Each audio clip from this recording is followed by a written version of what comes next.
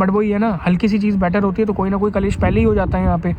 तो अब इस वजह से ये डिले आ गया है, तो और टाइम ज़्यादा लगेगा। तो ठीक है यार। Guys welcome back to my channel. So guys आज की जो ये वीडियो होने वाली है वो होने वाली है आईआरसीसी स्ट्राइक के ऊपर, कि बेसिकली आईआरसीसी की ये स्ट्राइक हुई क्यों है, इसके क्या इम्पैक्ट्स हैं और ये किन किन लोगों को इम्पैक्ट करेंगे इस बारे में। सो ज़्यादा टाइम ना वेस्ट करते हुए सीधे चलते हैं अपने मेन पॉइंट के ऊपर। सो अप्रैल 19 को ये स्ट्राइक स्टार्ट हुई है और ये स्ट्राइक स्टार्ट हुई है public service association of Canada, जो कि यूनियन बोली जाती है, जिसके अंदर 1,55,000 लोग इंक्लूड हैं, ये इससे ज़्यादा भी हैं। और इस 1,55,000 लोग में से जो स्ट्राइक पे गए हैं उसके अंदर 35,000 पीपल आर दोज जो कि CRA से बिलोंग करते हैं, जो कि हमारी कैनेडियन रेवेन्यू एजेंसी है। सो यार इससे पहले जो इतना बड़ा मेजर इम्पैक्ट आया था वो आया था कोविड-19 के अंदर, जब ये लोग काम नहीं कर पा रहे थे। बट अब जब सिचुएशन थोड़ी बहुत इंप्रूव होने वाली थी, ये लोग फिर स्ट्राइक पे चले गए हैं। आई डोंट नो इनकी ऐसी डिमांड्स क्या हैं। और ये स्ट्राइक ऐसा नहीं है कि आज से हो रही है, ये बेसिकली गवर्नमेंट से नेगोशिएट करने की कोशिश कर रहे थे काफ़ी टाइम से, और गवर्नमेंट को टाइम भी दिया गया था, बट गवर्नमेंट ने इनकी डिमांड्स जो हैं पूरी नहीं करी है। जो भी रीजंस थे उस वजह से ये लोग स्ट्राइक पे चले गए हैं। और जितने भी आपकी एप्लीकेशंस हैं, चाहे वो न्यू एप्लीकेशन हो, एग्जिस्टिंग एप्लीकेशन हो, या जो भी आपको स्टैंपिंग करानी कुछ करानी, सब में डिलेज आने वाले हैं, सब के अंदर। ये बहुत बड़ा मेजर डिवास्टेटिंग इफेक्ट है। और ये हिस्ट्री में ऐसा पहली बार हो रहा है कि इतने सारे यूनियन के लोग या पब्लिक सर्वेंट्स जो हैं वो स्ट्राइक पे चले गए हैं। इमिग्रेशन मिनिस्टर है सीन फ्रेजर, उन्होंने एक स्टेटमेंट इशू करी है that there will be delays in processing your application. और वो डिलेज तब तक होंगे जब तक ये किसी डिसीजन पे नहीं पहुंच जाते या इसका कोई आउटकम नहीं निकल जाता।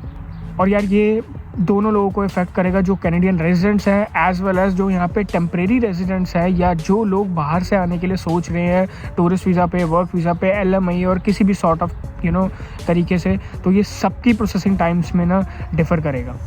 एंड यहाँ पर एक छोटी सी अच्छी बात ये है कि जो इंटरनेशनल हमारे IRCC के ऑफिसेस हैं वहाँ पे एजेंट्स अब भी काम कर रहे हैं ऑन प्रायोरिटाइज तरीके से, बेसिकली कि जो चीज़ें या जो एप्लीकेशंस अर्जेंट है वो उन्हें प्रोसेस कर रहे हैं रैदर देन जो नॉर्मली हम लगा रहे हैं। लाइक फॉर एन एग्जांपल यार, अगर मैंने अपनी वर्क परमिट की एप्लीकेशन लगाई है या स्टूडेंट वीज़ा की लगाई है, तो जब तक मेरा टाइम क्लोज नहीं हो जाता या कुछ नहीं आ जाता, पास में नहीं हो जाता, तो वो आई थिंक वो इमरजेंसी बेसिस पर प्रायोरिटाइज कर रहे हैं, या जिसकी डेडलाइन आ गई है उसका कर रहे हैं ईजिली। जैसे अगर हम नॉर्मल टाइम ऑफ स्पैन में लगा रहे हो तो नहीं हो रही हैं चीज़ें। तो ये जो है, ये सारी चीज़ें मैंने वेबसाइट पे पढ़ी है, मैं उसके बेसिस पे आपको बता रहा हूँ। सो गाइस अब बात करते हैं कि इस स्ट्राइक की वजह से क्या क्या डिलेज होने वाले कुछ है। जैसे कि आप स्क्रीन पे देख पा रहे होंगे, ये सारे पॉइंट्स हैं जो IRCC की वेबसाइट पे मेंशन है कि ये सारी वो फैसिलिटीज़ हैं जो कि अफेक्ट होंगी इस डिसीजन से, या जिन लोगों को इम्पैक्ट आएगा। तो अगर आप देख रहे होगे यार, इसमें ऑलमोस्ट सारे पॉइंट्स से कवर है, कुछ बचा क्या? कुछ भी नहीं बचा।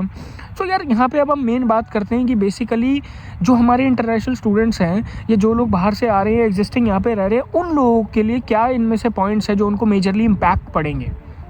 सो यार जैसे कि आप देख पा रहे होगे, सबसे पहला है कि consulate citizenship and passport services. So यार जैसा कि पहला पॉइंट हमारा है कि consulate citizenship and passport services, इसके अंदर बेसिकली है क्या, इसमें लिखा है you may experience delays with citizenship और passport services outside of Canada, you can still access your passport submission application and submitted documents. तो बेसिकली यही है कि आप अपनी फ़ाइल लगा दो, बट प्रोसेसिंग टाइम क्या है, कितना डिले होगा, इस पर कोई गारंटी नहीं है। अब आगे बढ़ते हैं हम अपने सेकंड पॉइंट की तरफ, जिसमें लिखा है कॉन्टैक्टिंग IRCC।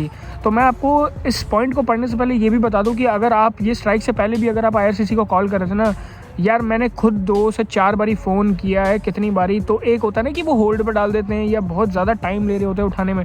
यार होल्ड पे तो डालना दूर की बात है, हमें ये रिकॉर्डेड मैसेज मिलता है कि IRCC अभी एजेंट है, हम बात नहीं करा सकते, और फ़ोन कट जाता है। अब ये स्ट्राइक आने के बाद तो यार कोई घंटा ही फ़ोन उठाएगा। तो ये पॉइंट ये कहता है कि Client Support Center response times. The IRCC Client Support Center is experiencing service delays. You can expect longer response time. इसका मतलब गाइस इनडायरेक्टली यही है कि भूल जाओ भैया, तुम IRCC फ़ोन कर सकते हो। और जी जो आगे इन्होंने लिखा है सोशल मीडिया पे कि we are not able to answer your social media inquiries during the labour disruption. Social media पे उन्होंने साफ मना कर दी कि वो किसी भी इंक्वायरी को रिस्पॉन्स करेंगे या कोई भी अपना रिस्पॉन्स देंगे। और अब जहाँ तक रही वेब फॉर्म की बात, तो वो लोग ये कहते हैं कि you should expect longer response time when using the IRCC web form. Okay, तो मैं आपको बता दूं कि आज आई थिंक 22 अप्रैल है, और मैंने 31 मार्च को जो मेरा IRCC का वर्क परमिट है वो एक्सटेंड करने के लिए मेरे पास IRCC से मेल आई थी, तो मैंने उसके लिए एक वेब फॉर्म डाला था, क्योंकि उस टाइम पे मैं ऑप्ट-इन का ऑप्शन नहीं देख पा रहा था। तो अभी तक उस वेब फॉर्म का भी कोई आंसर नहीं आया। तो अगर आप मान के चलो कि ऑलमोस्ट 1 महीना हो गया, तो ये घंटा ही कुछ करेंगे, कोई रिस्पॉन्स नहीं आने वाला। बट हाँ, टू बी मेक श्योर और सेफ़ रहने के लिए आप एक वेब फॉर्म रेज़ कर सकते हो। सो अब आगे बढ़ते हैं अपने थर्ड पॉइंट के ऊपर, जिसमें लिखा है कि extend your stay in Canada.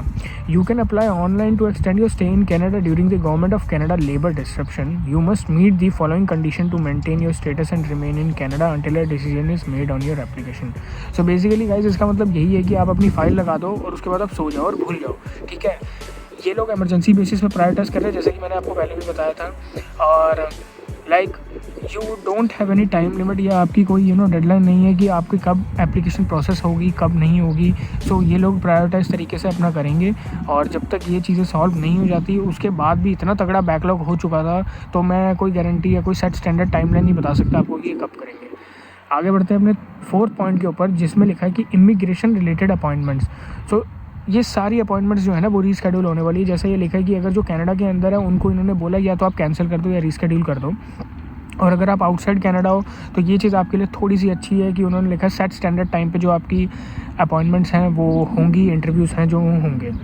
So guys, अब मैं आपको बताता हूँ कि जो सबसे बड़ा मेजर इम्पैक्ट आने वाला है ना स्टूडेंट्स के लिए सबसे ज़्यादा, वो ये है कि प्रोसेसिंग एप्लीकेशंस।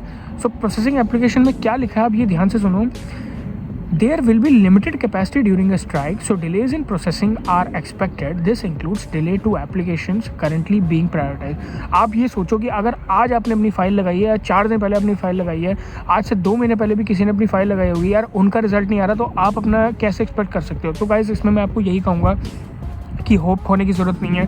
देखो, कोई ना कोई डिसीजन निकलेगा ही, बट हाँ ये है कि इसकी कोई भी टाइम लिमिट नहीं है कि ये कब होगा कब नहीं होगा, और कैसे ये लोग प्रायोरिटाइज़ करेंगे, कैसे ठीक करेंगे। क्योंकि रिसेंटली अगर आपने सुना होगा यार, 19-20 फ़र्क आया था IRCC के प्रोसेसिंग उसके अंदर, और पीछे का बैकलॉग करने के लिए इन्होंने कितने लोगों को हायर किया था, उस वजह से थोड़ा बहुत चीज़ें बेटर होने लगी थी। बट वही है ना, हल्की सी चीज़ बेटर होती है तो कोई ना कोई कलेश पहले ही हो जाता है यहाँ पे। तो अब इस वजह से ये डिले आ गया है, तो और टाइम ज़्यादा लगेगा। तो ठीक है यार, कोई बात नहीं, टाइम लगेगा, बट आप अपनी होप मत खोना, थिंग्स विल बी पॉजिटिव, ठीक है। यार यहाँ पे मैं आपको बस यही बात बोलूँगा कि देखो, पहले भी इतने डिलेस चल रहे थे, ठीक है, उसके बाद PR के लिए स्कोर ऊपर चला गया, सब कुछ हो गया, एंड मतलब सब इतने परेशान थे यार। लोग ऐसे थे कि 3-3 साल अब उन्होंने मेहनत करी, उन्होंने 2-2 साल पढ़ाई करी, 3-3 साल काम करने के बाद भी उनका स्कोर नहीं बन रहा था, और वो परेशान हो गए थे क्योंकि स्कोर ऊपर चला गया था। उन लोगों को बैकलॉग क्लियर करना था, तो उन्होंने अपना स्कोर हाई कर दिया। अब इसकी वजह से बैकलॉग फिर क्रिएट हो जाएगा, एंड यू नेवर नो। मतलब कई बार ना ऐसा लगता है कि यार यहाँ की गलती तो नहीं कर दी, मतलब क्या ही है यार, कि अब पता नहीं, कुछ नहीं पता यार। देखो, मैं भी आपको ना जो चीज़ें बता रहा हूँ, कुछ मेरा जो है ना पर्सनल एक्सपीरियंस रहा है, ये जो मैं देख रहा हूँ वही उसी पे बेसिस पे बता रहा हूँ। मैं भी कुछ प्रेडिक्ट नहीं कर सकता ये लोग क्या होने वाला है, क्या पता सब चीज़ स्मूथ हो जाए, बेटर हो जाए, या दोबारा स्कोर ऊपर ना आ जाए। अच्छा भला अभी स्कोर नीचे भी आया था, उसके बाद आपने देखा जो लास्ट ड्रॉ आया हमारा वो ऊपर चला गया, स्कोर आई थिंक 6 पॉइंट से ऊपर गया। तो अब ये 6 पॉइंट से ऊपर गया था, तब तक चीज़ें नॉर्मल थी। अब ये स्ट्राइक हो गई, इसके बाद क्या हाल होने वाला है, क्या सिचुएशन होने वाली है, कुछ नहीं पता यार।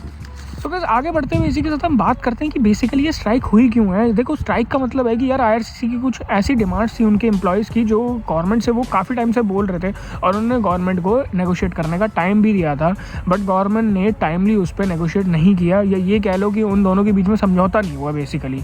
तो मैं आपको कुछ उनकी डिमांड बताता हूँ। तो कुछ डिमांड उनकी ये है कि वो पहली चीज़ तो यार वो ये चाहते हैं कि अभी भी वो वर्क फ्रॉम होम करें।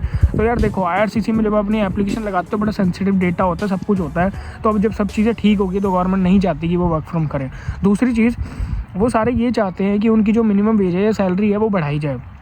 तो गवर्नमेंट ने उन्होंने ये बोला कि भाई ठीक है, हम आपकी अगले 3 साल के अंदर 9% सैलरी बढ़ा देंगे, but in spite of saying that, वो लोग ये कहते हैं कि हमें 9% जो चाहिए ना वो पहले साल में चाहिए, और अगले आने वाले 2 साल में भी हमें हाइक चाहिए। तो गवर्नमेंट कहती है यार, इसका मतलब ये नहीं है कि आप अगर आपने स्ट्राइक करी है और आप कुछ भी डिमांड रखते जाओगे और गवर्नमेंट मान लेगी। यहाँ पे गवर्नमेंट बेवकूफ़ नहीं है, ठीक है ना। तो गाइस, यहाँ पे वही है यार, होप फॉर द बेस्ट। मतलब क्या चल रहा है क्या नहीं चल रहा है उसमें हम चाह के भी कुछ नहीं कर सकते, ठीक है ना। यार देखो, मैं आपको बताता हूँ, मैं भी कोविड में ना मैंने अपनी फ़ाइल लगाई थी जब मैं फ़र्स्ट टाइम आया था कनाडा के लिए इंडिया से, तो उस टाइम भी इतने प्रोसेसिंग डिलेज चल रहे थे। मैं आपको बताऊं, बायोमेट्रिक्स की अपॉइंटमेंट के लिए, मुझे बोलना नहीं चाहिए यार, अच्छा तगड़ा खासा मोटा अमाउंट लग रहा था और अपॉइंटमेंट जल्दी मिल रही थी, सब कुछ हो रहा था। सो कि यही चीज़ें हैं जो कंट्रीब्यूट करती हैं ना कि लोगों को मजबूर करती हैं कि उनको ना मतलब गलत स्टेप्स लेने पड़ते हैं। अब आप देखो कि मैं खुद जब उस टाइम पे अपनी बायोमेट्रिक्स अपॉइंटमेंट ले रहा था, मुझे अपॉइंटमेंट 2-2 3-3 महीने की बाद मिल रही थी।